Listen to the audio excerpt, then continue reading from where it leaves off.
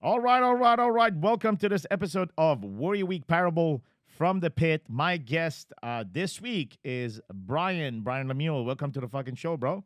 Thanks, Coach. Glad to be here. You just flew in right now, Yep. just about 5:10. What Warrior Week you came in? Warrior Week 54. Oh, there we go. 54. Warrior Week 54. One of a kind fucking Warrior Week. So Yeah. we're going to talk about Brian's story, and we're going to share Brian's story, a very special story as we get into it. And Brian, what was the first thing that kind of like brought you inside of the message of Warrior and got you activated inside of our conversation? I was, on Facebook, like many people found Garrett's message, and I was listening to what he had to say, and it all started when I was talking with a group of chiropractors, and Coach Garrett's name was brought up. They said something regarding him, and it was really not the topic at the time. But I Googled him and I looked him up and started listening to his podcast. I saw this video, put my info in, started watching it, and it literally felt like he unscrewed the top of my head, looked inside to my brain, and could read every single fucking thought I was having at that moment. And it was to the point where, on the outside looking in, it seemed like I had it all. Yeah. Beautiful wife, marriage, at the time 9 years, now it's 11 years, and 2 kids, 2 healthy, beautiful kids. Kalista is now 9 and Kyson's now 6. Thriving business. We're healthy, seemingly having everything that you would ever want, but on the inside feeling empty. And so in chiropractic, we call it a subluxation when things aren't flowing properly. And that's what it felt like in my life, that there was something missing, even though that it seemed like you could have everything you wanted or you should be grateful. And everybody on the outside could see the smiles. But on the inside, it didn't match. What? How long you had that feeling, like on the inside, something was not being, being fulfilled? It probably been building since a situation with a partnership I was in business. I was with a partner in business for 4 years. Yeah. And then things changed, and we went our separate ways, and trying to find myself and trying to stand on my own 2 feet, so to speak, and be that rock that everybody was expecting me to be. So it was probably going on for 3-4 years. It had been building. And in your practice, right? I often refer to the work that you do as a healer, right? Right. In the practice of healing, in the practice of service, in the act of giving, you get back. And what that means is that, we provide services and we provide act of healing and giving without any expectation. But the truth is that we are expecting, but we're just not expecting anything specific. What that means is that, in order to give more, you need to receive. Because at one point, how much are you going to give? How much are you going to give if you're not willing to receive, or if you're not expecting to receive? Because in order to grow and give more, you just have to receive. And when you have more, then you give more. So true act of service is to truly be part of this vicious circle of giving and receiving. But so for many, many years, healers and practitioners have been under the spell that they should not expect anything. And that's false. Because if I punch you in your face right now, then I should not be expected to go to jail. And that means that, okay, well, I had an intention, which was not to punch you in your face. Same thing is when you heal and when you actually provide an act of service, is like the intention is to receive more so that you can give more and you can heal more. And so did you ever felt slave to or did you ever felt that, fuck, I'm giving, but somehow, somewhere, I'm not receiving? Yeah, absolutely. It's like you show up at the office, you give, you give, you give, and after a while, it started to feel like a trap in a Mm. weird way. It's like you couldn't find the way out because you would give, give, and give, and you're expecting to feel this fulfillment, this joy, this happiness that you are living your purpose and you know that you're living your purpose, but why on the inside is there this disconnect? Mm-hmm. So for sure. And, it's kind of like a circle, right? When you're giving is to, as they say, sure, would I love to give my services away and for free? And would I do it out of the act of love and kindness for what I do? Absolutely. But would it be fulfilling? Absolutely not, Mm. because there needs to be that give on the other side. It needs to be equal going back and forth. And so once I started to understand that and realize that, that's when my eyes were really opened up to this big picture of everything. And that's where Wake Up Warrior came in to expose where the lies were and open me up to the truth. So my life started working better for me. In order to receive, you have to actually, unblock the gate that is not that is Mm. rejecting for you to receive. And Warrior Week 54, I know that it was a very spiritual journey for you. Why don't you talk to us about who Brian was spiritually when you walked into Warrior Week 54, and what happened on the first night, and because again, there's parables from the pit the first night, and then what happened post.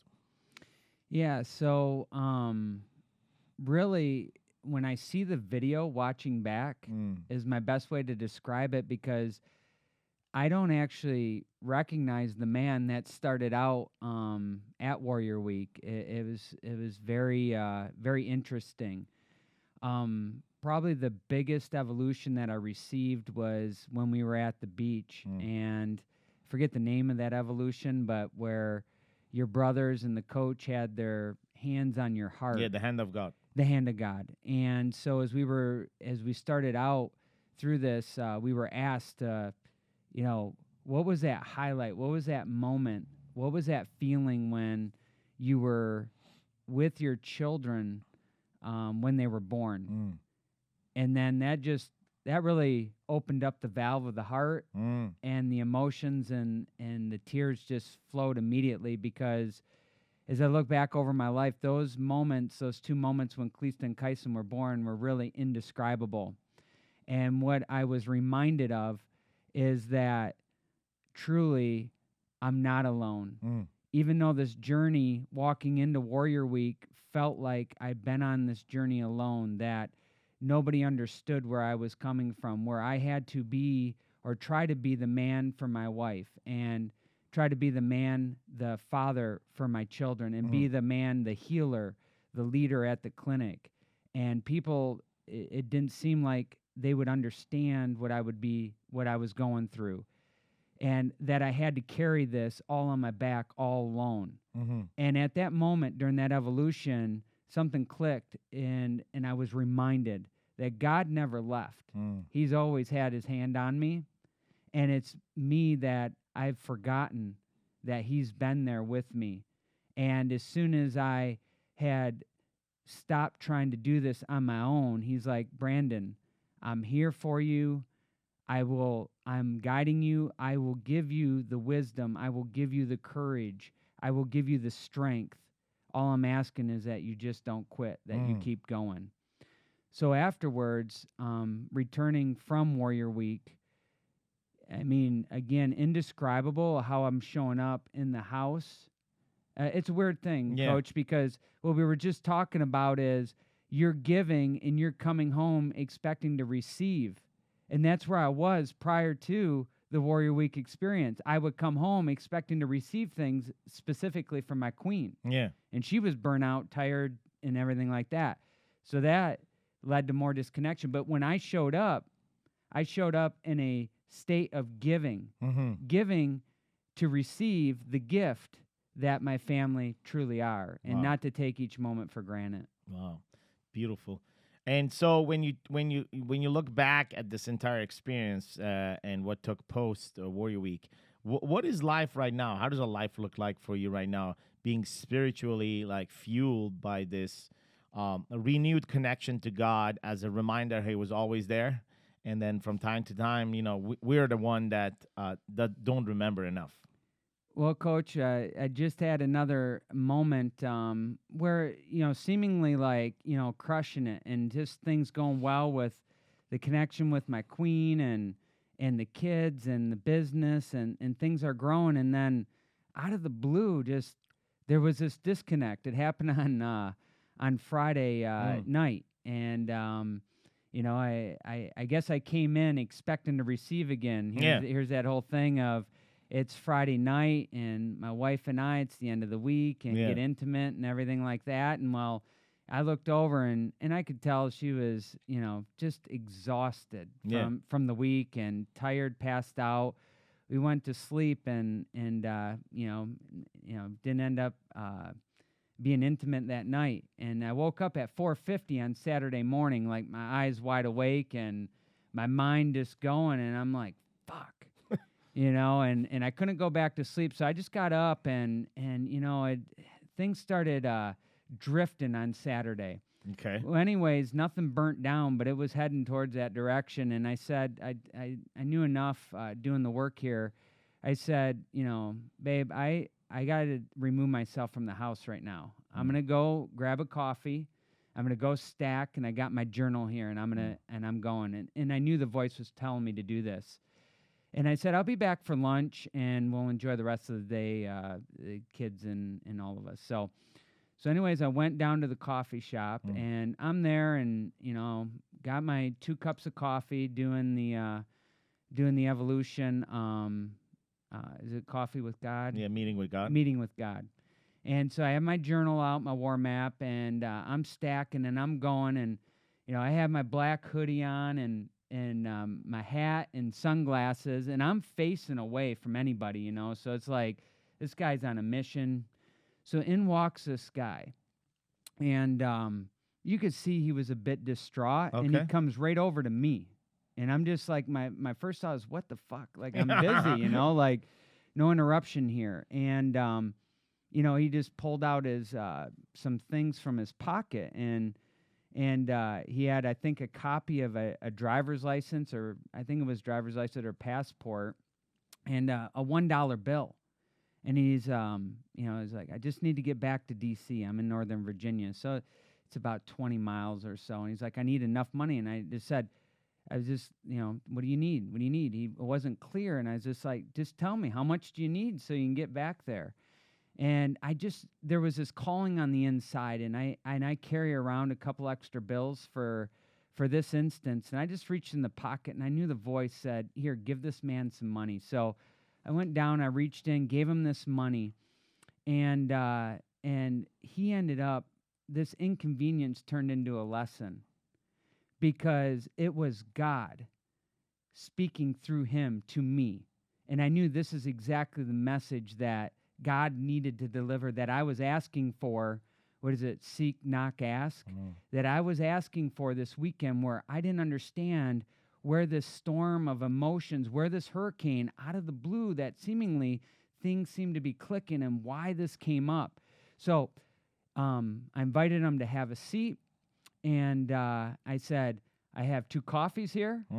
This one is for you. Do you drink coffee? And so I gave him that second coffee with the meeting for God, and he just opened up, and tears pulling down his face, Coach. And he said, I just got out of jail last night.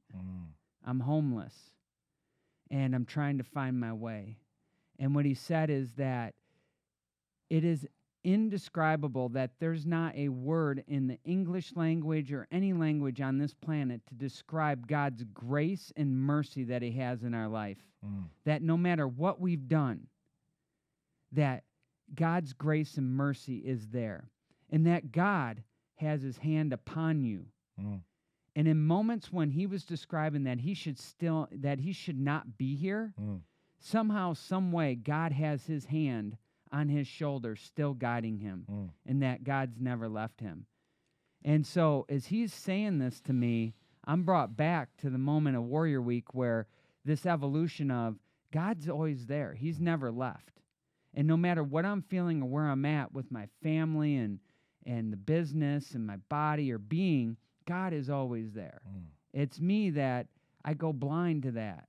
And so where I was at that moment was just praying that, God, give me the vision where I can't see. Give Mm. me the hearing where I can't hear. Give me the feeling where I can't feel. That I can be open to your voice guiding me and where I need to go to help serve your kingdom. And so this man, he had relatively nothing. And here's another interesting fact is that he was wearing a black hoodie and jeans, Mm. so we were almost mirroring one another. And I had this realization that, look, I don't know where my life is going to be taking me. He's 45, I'm 40. And I said, if I stop doing this work now, I might end up like that. Mm-hmm. And that's not an option. So whatever it takes, continue to commit to do the work each and every day. Put the work in so that I can show up as and be there and be present for my kids and be the father, be the man, be the husband, be the leader and the healer that at the practice needs right there.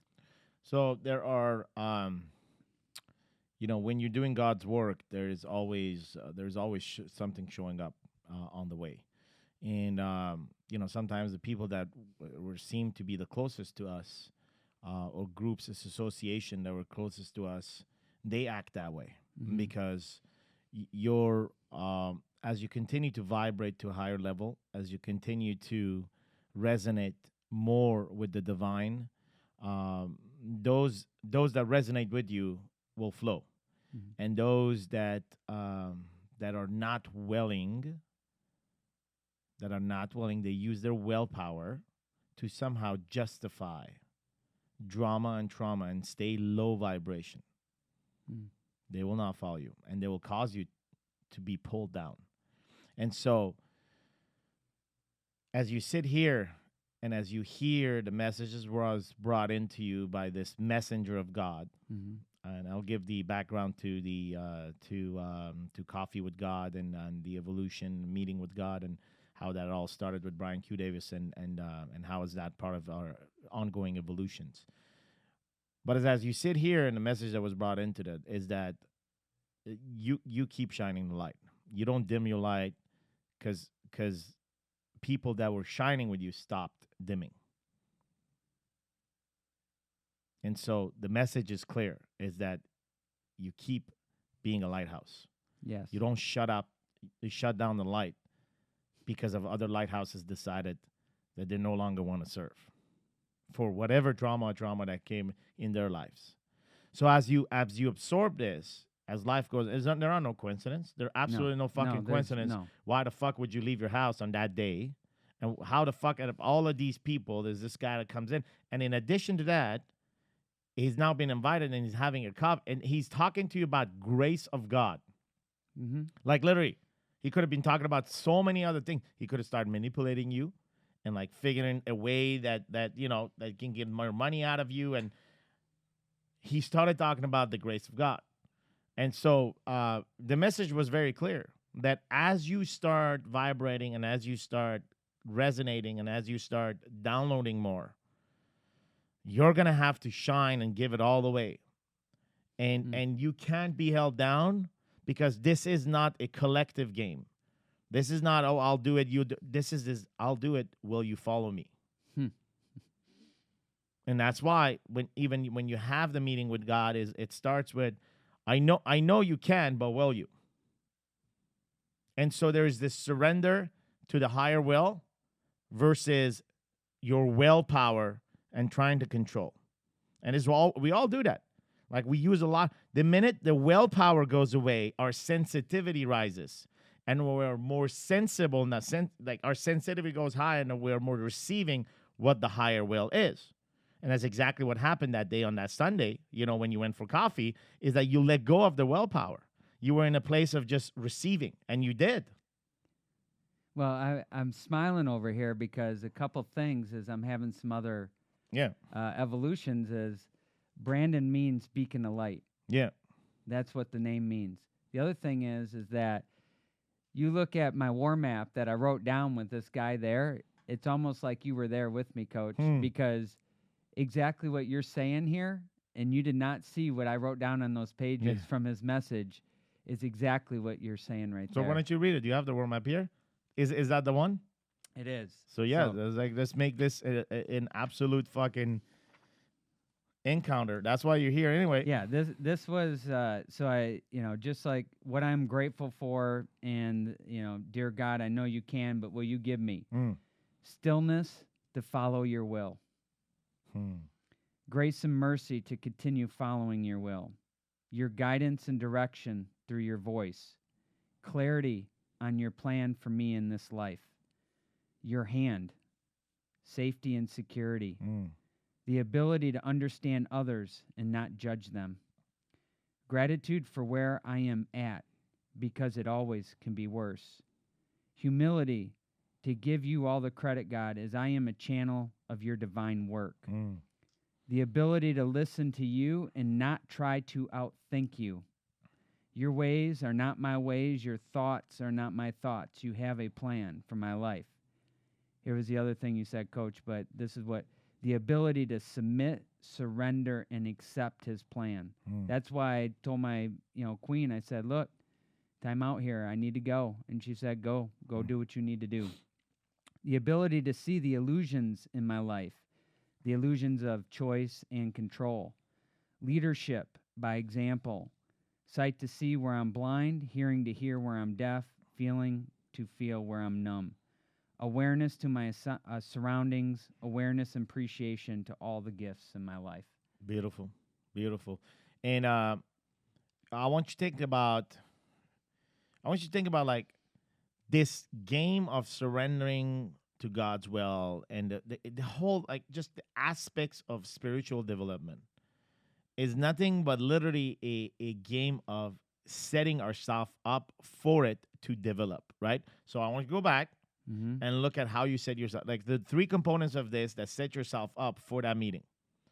Number one was the fact that you actually came in and made the decision to be inside of Warrior Week, and connect to that piece of you and pour into that cup, and now have the tools such as, the evolution and as well as like the stacking and just fighting for what you wanted that morning, which was just time for you.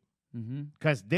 Because if you would have tolerated that morning, this could have turned into a whole different fucking situation. Absolutely. It could have been a fucking, fight at home, or like, you showing up not the best version of yourself. So that's the number one thing that was set up on the path. Number two was you learning about the evolution, you experiencing about the evolution, but you continue operating with that evolution, which is coffee with God, or meet the meeting with God, which is for those of you that are on the podcast and listening to you, and all of you can do this, is that you go to a coffee shop first thing in the morning, and basically you bring a journal with yourself, and you buy 2 cups of coffee, one for you and one for God in front of you. And then the dialogue starts, and then inside of that, you begin writing down things that you want, you ask, and it starts with, "Dear God, I know you can, but will you?"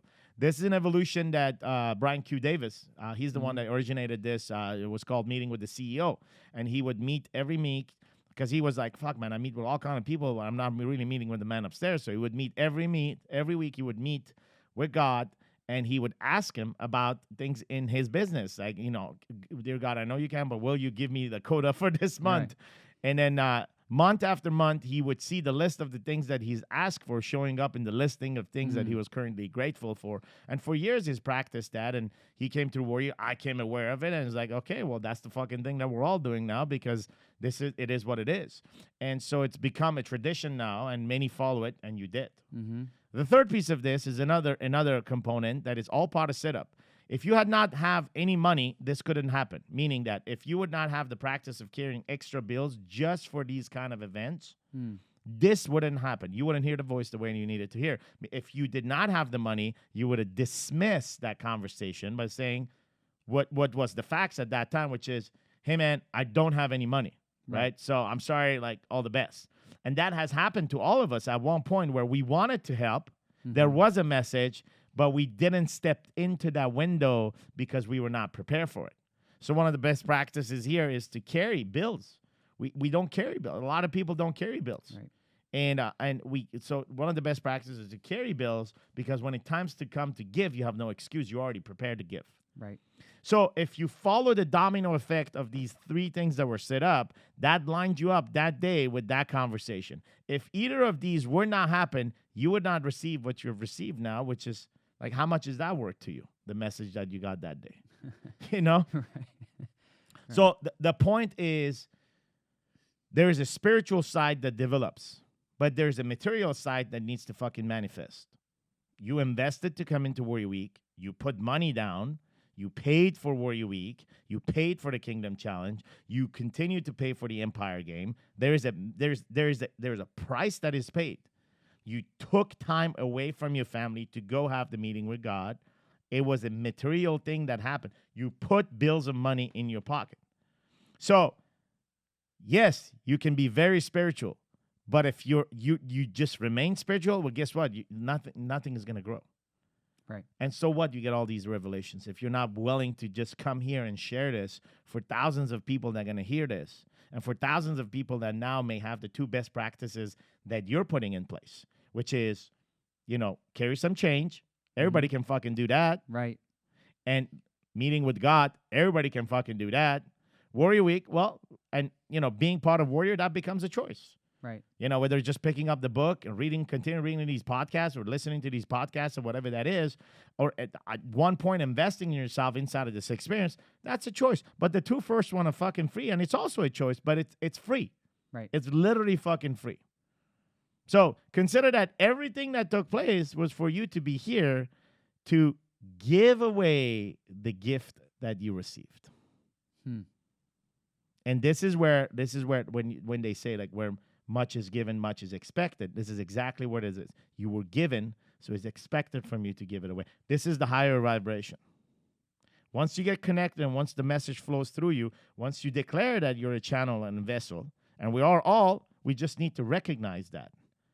Then the vibration keeps going higher and higher, and your willpower kind of disappears. You're like, it's not really this guy that is control anymore. Right. You're kind of like, people are like, how do I follow my heart? Well, you follow your heart when you shut down your fucking willpower. Well, my willpower helped me a lot. I know.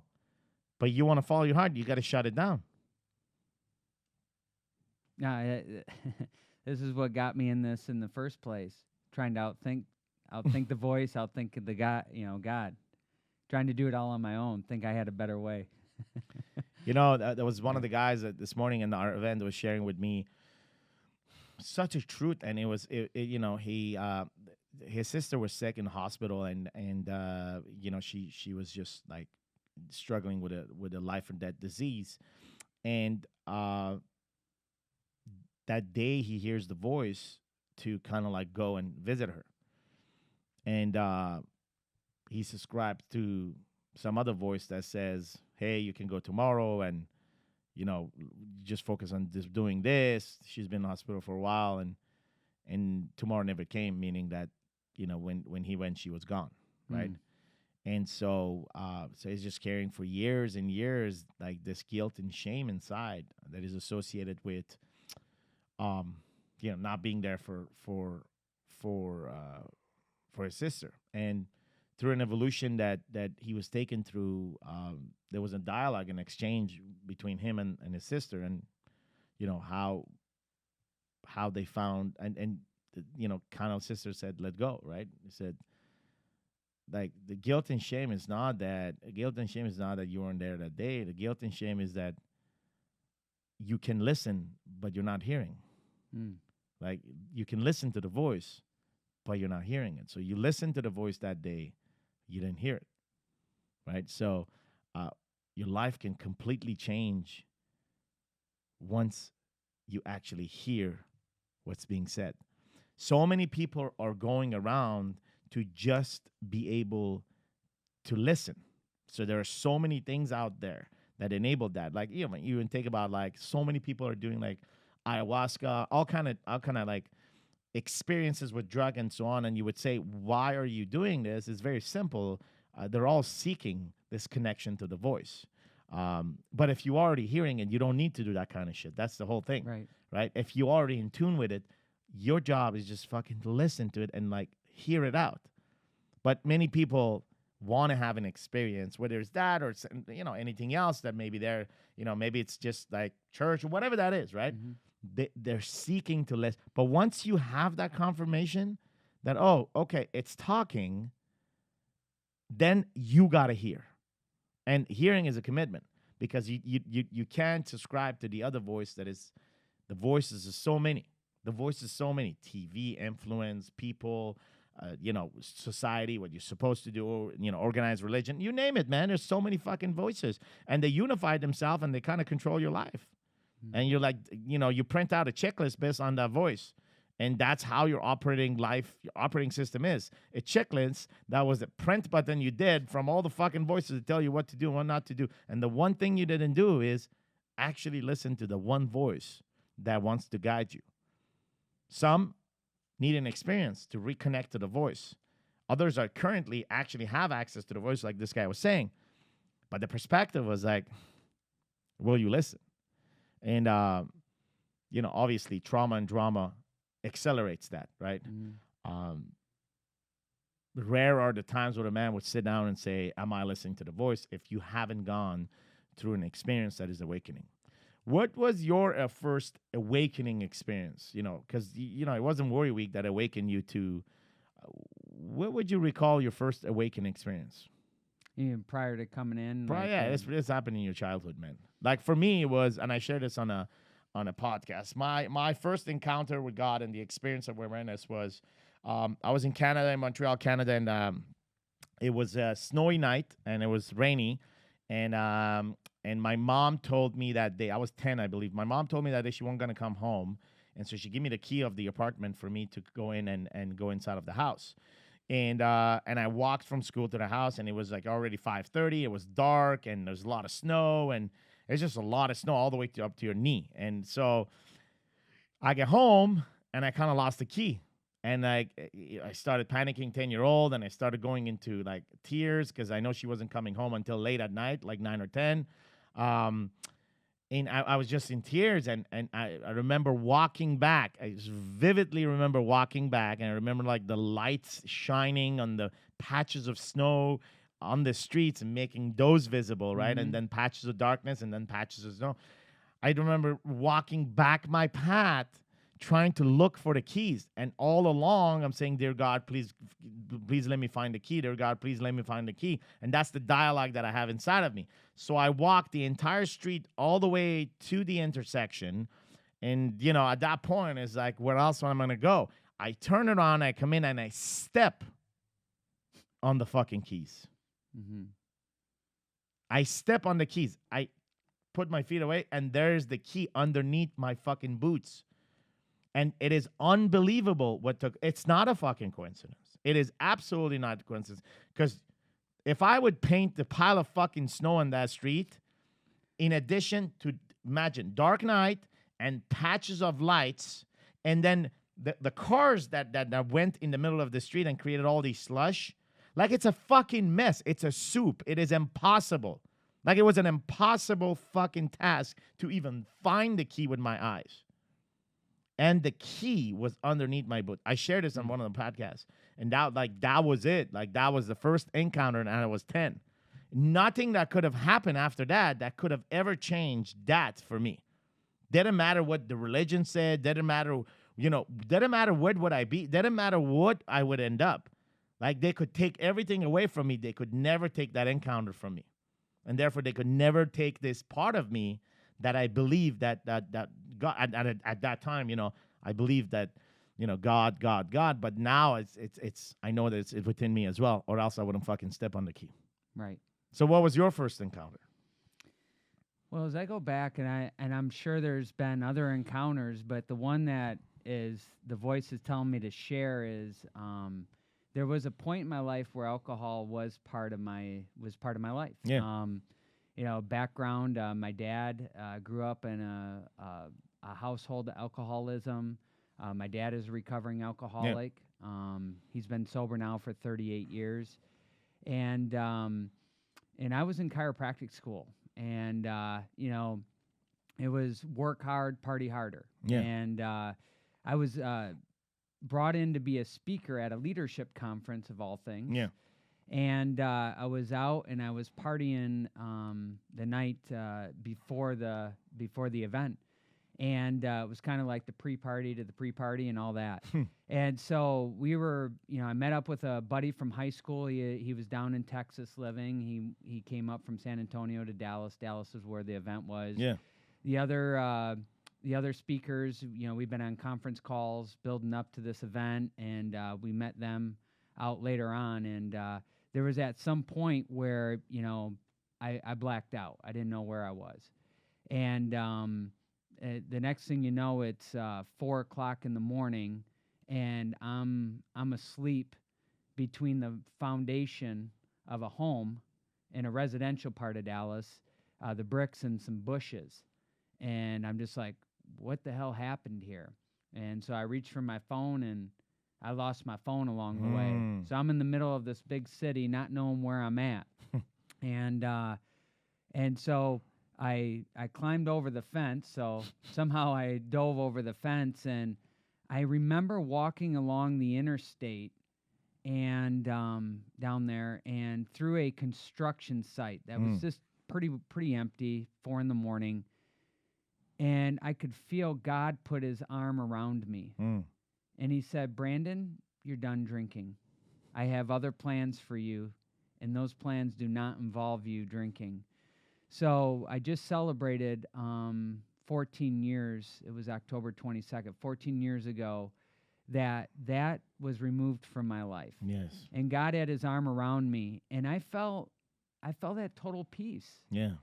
Even though, you're thinking on the inside, you have no idea where you're at. I'm looking for the hotel. I finally found a 7-Eleven. I walk up, and I could see a cab there, and I just went to look at my face, and I had dirt on it. I must have went head first. But I go in to ask them where this hotel is, and they said, which one? Because there were multiple ones in the city. So it was just by pure luck I was able to find myself back to my room. And my good friend from high school was there, and he's like, we'll talk about this, later on, because he was still sleeping, but, once he woke up for the day and things. But, as he told me, he was up all night, looking in alleys, looking in dumpsters, going to the police station, wanting to find my ass. But, they wouldn't run a report unless it was 24 hours, something like that. So I just knew at that moment I was done.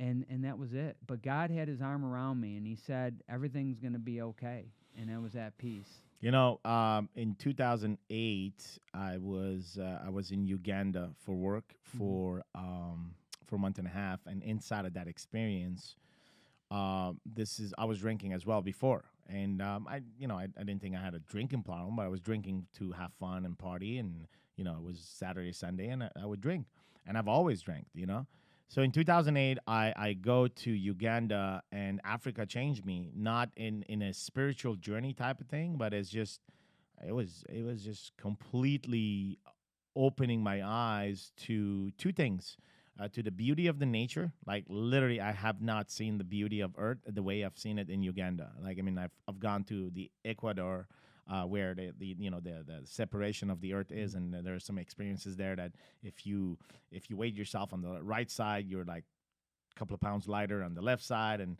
there are some experiences you can do to truly see the difference between the two hemispheres of Earth. But I have not seen a soil so like as red as what I've seen in Uganda. Literally, you could fucking spit, and there's a tree that grows up. I've seen. This first time I experienced eating sugar cane. I was fucking fantastic. Basically, buy sugar canes on the road, chop them, and put them in the fridge, and then slice them up with knife and start scooping in like ice cream. Like an amazing fucking experience.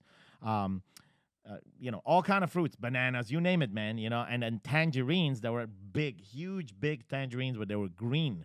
And so, like, I truly tasted nature, and I had an experience with nature. Forest, I went in. Experience of walking in, like you're driving, you go now inside of a forest, and it's immediately so much cooler. It's like walking in a room with air conditioning, like natural air conditioning. Walking inside a forest, tall, long trees, and experiencing like crazy stuff, experiencing people. It's like in the middle of the fucking jungle, man. Like where you can't find shit. There's a kiosk that sells you fucking SIM cards and Coca-Cola. Do you have water? No, just SIM cards and Coca-Cola. It's like literally how the world operates and the influences of certain things in our life, such as Coca-Cola and as well as SIM cards. And it just demonstrates the reach of these things over time and time. Um, and that entire experience with at that time I wasn't, now that I look back and even in telling you the story now I can see that and visualize. At that time it was all like discovery and absorption, right? Which I would be grateful to go back now and re-experience, which would be much more. So that it was that side of, but also experiencing people and humanity, how like the interaction of people and how like it's just a complete different thing. So it kept me very busy with what matters in life. Mm. And I truly feel God brought me in Africa to kind of introduce me to people and nature. Like the who we are, the connection that we have with the earth and people. And that ultimately that's what, that's what we hear. We have a connection daily with earth and we have a connection daily with people. It's a tangible fucking connection. So I look back at it and I see that it's like, he made me look at that, and then I forgot what was sedating me and what I was using to have fun or to find pleasure. It is truly the most natural way that I let go of something, and it's been ever since that. So that is 11 years for me. Mm-hmm. But it didn't happen. It wasn't my willpower that said, "Oh, I'm gonna stop." Because I went on many diets. Right. I even was smoking back in the days, and I said, "I'm gonna smoke," and I always came back, and like, you know what I mean. But this thing never, ever. The temptation or desire for it came back. Something happened in Africa. There was a disassociation between pleasure and what I've trained myself and conditioned myself to find pleasure in for years, which wasn't just the alcohol, but it was also the social life that came with that aspects, the looking for acceptance inside of that, and looking back today and truly knowing that, when I drink, like I don't hear his voice, and when I drink or if I'm drunk, I'm not really myself. And so for years, I was trying to discover why certain religions were telling people not to drink and this. It wasn't that it's crazy rules and this and that. It was like there were wise men back in the days that said, hey, if you drink, you're not going to be yourself. And so I've seen that in the Muslim religion. Like I've seen that as a restriction inside of the Quran and for all the Muslims not to drink. I never understood why. And I don't obey to that rule, but I understand the conversations that probably taken place thousands of years ago around that. I don't think it's a command directly that came from God. I think it's conversation that students and teachers and spiritual people will have to say, hey, avoid that because you're not gonna be yourself. And it wasn't until this morning, because I started reading the Bible and just like. It wasn't until this morning that I clicked, man. I was reading Genesis, I think 19. By the way, I'm Muslim, so it's not like I'm coding Bible and shit. Like I'm just learning. And I was, I picked up in Genesis 19 that there's this guy called Lot, and what happens is Lot has two daughters, and they're in the cave. And the daughters are worrying that there will be no other man in their lives. So they give Lot alcohol, make him drunk, and then they have sex with him in order to have, kids, I guess, like heritage, right? And it did happen. So I'm like, oh, shit. So at first I'm like, what the fuck, man? And then I'm like, okay, what is the lesson that is being trying to commit? Well, it's a lesson that's being trying to commit. It's like, if Lot was not drunk, no way on earth he would have done such an act. Now, I'm not saying it's bad or good. I don't want to be any fucking judge inside of that. But that's the takeaway that I took from myself related to alcohol, and said, okay, when we are drunk or we are on certain substances, we're just not ourselves. We're not hearing the voice. And so the question is, what is the cost of not hearing the voice? Just recently, one of our guys, one of the guys just left the Empire Group, and one of the in his message, departure message, grateful for everything. He said something that fucking pissed the shit out of me, and I called him out on it. And if I see him, and I just fucking probably gonna rip his face off. But he's a great guy, but I just didn't like the what how he worded. He said, um, fuck, what did he say? He said uh, my spiritual development or my spirituality is an optional cost, right? It's an optional expense, right? And it's not. Like, invest in your spirituality, because no other investment will create the prosperity in your life that you're seeking and wanting, that piece. You can invest as much as you want in all these fucking businesses. You can invest in your wife and your kids. You can invest in yourself, but nothing will give you back this more than investing in your spirituality, continuously vibrating at a higher level and developing, because that will put you in a place of healing. That will put you in a place of service. That will put you in a place of honesty, of generosity, and you give more. And you give more. Be open to receive more, because you're gonna give even more. It's the golden rule, man. It's been around for thousands of years. Don't fuck with it, right? That's the message. Right. So it's interesting that you brought in alcohol, and it's not that anybody drinks is bad, and none of that. Like, for me, the experience was very similar to you. It was a spiritual experience that happened so naturally. Like, truly, it was a natural process, because if this would have been on my own willpower, Yeah, there no was, bueno, bro. there was no debate here. Yeah. There was no conversation really, except. Yeah. So So, hey, beautiful conversations. And if there's a guy that's currently listening to what we're talking, right, on the vibration that you and I are vibrating here, and if you would have a message that you want from your heart to be like an arrow thrown as a pierce to another man's heart, what would that be? it's simple. There is I know there's somebody, many men, I'm sure, listening to this, and they've received a gift listening here, and there's a voice on the inside talking to them right at this moment, and been talking to them throughout this conversation, and have been probably weeks, months, and years speaking to them, is that hear what the voice is saying and move without hesitation. Like, go for it. I've learned, my experience has shown me, is that when I ignore the whispers, eventually the screams are going to show up. So the voice is speaking. Sometimes it's very soft, but if the voice needs to get your attention, it's going to come in, and it's going to come in hard. So it's been my experience is listen to what the voice is saying, trust the process, and then move without hesitation.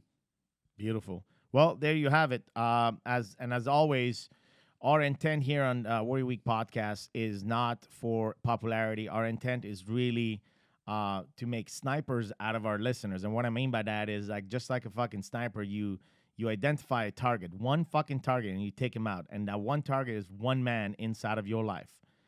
Who's that one man that could benefit from this conversation, where you can take the link of this podcast and just shoot it like an arrow into his heart. From our heart here to your heart to his heart. And if you can do that, you've just paid it forward. So if this message resonates with you, and if this message identifies a person that you can share it with, go ahead and share it specifically with that person and tell them why. Right? People share all kind of shit, but they don't have the balls to tell them why. Like, tell them why, man. Tell them why. Tell them why this resonates. Take a stand. Take a stand and make a fucking difference. And because of this message, or the fact that you delivered this message with passion, someone's life is now changed. There's a dad that is no longer drinking. There's a husband that is no longer fucking doing stupid shit at home. There's a person that is feeling more powerful than they was before. There's a person that has found a technique here, such as like carrying, printed bills into your pocket just in case the opportunity to give shows up. And that may be you too. I mean, look in your wallet. If you don't have any fucking bills, you know what to do. So, gentlemen, I want to thank you for listening on the calls. I want to thank you for being here, Brian, and as well as You guys can find out more details about the podcast on warriorweeknow.com. You'll find audios, videos, and transcripts of all our conversation here with Brian and so many others. And until then, take care of yourself and each other. Thank you, Brian. Thanks, Coach.